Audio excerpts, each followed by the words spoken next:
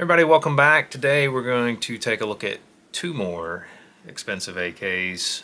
One of those being the KUSA or Kalashnikov USA KR103, and a very rare, highly sought after Molot Vepr chambered in 7.62x39, both of which are chambered in 7.62x39. Of course, this one, as you guys full well know, has been banned from import, and KUSA is pretty much now defunct. So it makes both of these highly sought after. I figured I'd show you these two to get today, kind of give you a side-by-side comparison.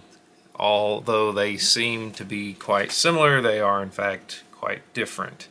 So just to start out with this KR103, of course this has your standard 16-inch barrel. It's got your chrome line barrel. Has your standard stamp receiver, has your side rail.